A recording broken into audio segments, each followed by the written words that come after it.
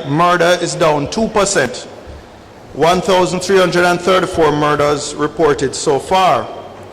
However, if we compare it to 2007, we see that we're still substantially ahead of 2007.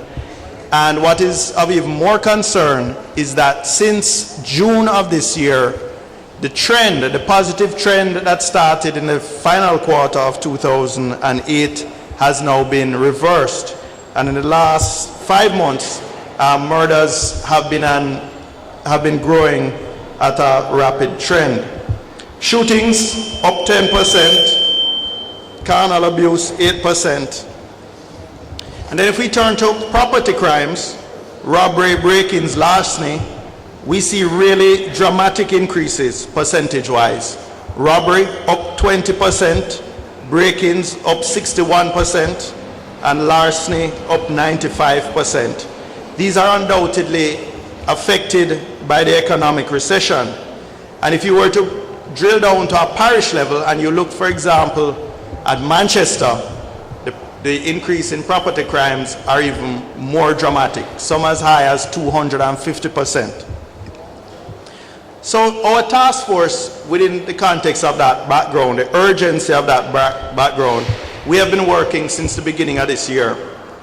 And we've decided to focus in particular on 3 areas. There are many areas we could potentially focus on in the law enforcement arena, but we thought better policing, changing the dysfunctional elements of our culture, and looking at ways that policy, whether through legislation, international cooperation, or other policy measures, can support the police in their crime-fighting efforts.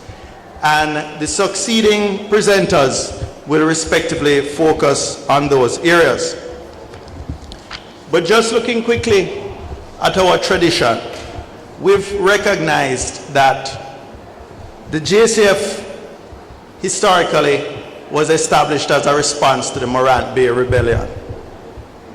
Unfortunately, since independence, we've had successive states of emergency, we've had the Suppression of Crime Act, we've had a number of highly publicized special squads which have collectively contributed to an image of the police, particularly in inner city areas, as a sort of paramilitary force of occupation. And notwithstanding these efforts at this tough policing over decades, nonetheless, we have a constantly growing trajectory of crime and major crimes throughout our independent history. But further, the distrust that form of policing has embedded in those communities, and as I said, particularly with the youth, has really hurt the police in terms of getting information out of the communities, and even in terms of recruitment of the quality of recruit that we would want to be joining the police force. That feature has developed over a long time, but it can be reversed, we believe, and it must be reversed. We really need a new paradigm of policing. And while both community, society, and police have responsibilities, we believe that the police force and the political leadership must be in the vanguard of that change process. We believe a paradigm shift must occur in our policing to focus on the creation of a police culture that will nurture and value a true partnership with the community, and a police leadership that embraces decentralization of authority and full accountability.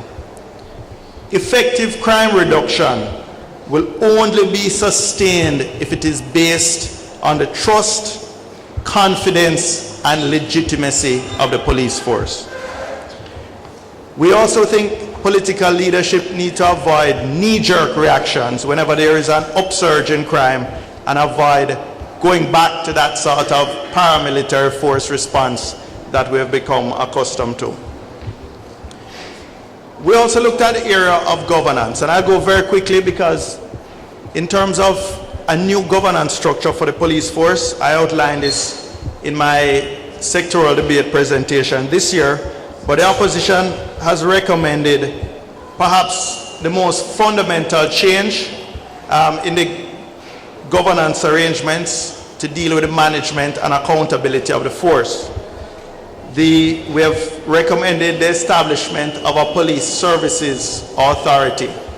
This new body and the act to establish it would replace a number of pieces of legislation now, including the Jamaica Constabulary Force Act, the ISCF, the district constables. Some amendment would also be made to the Constitution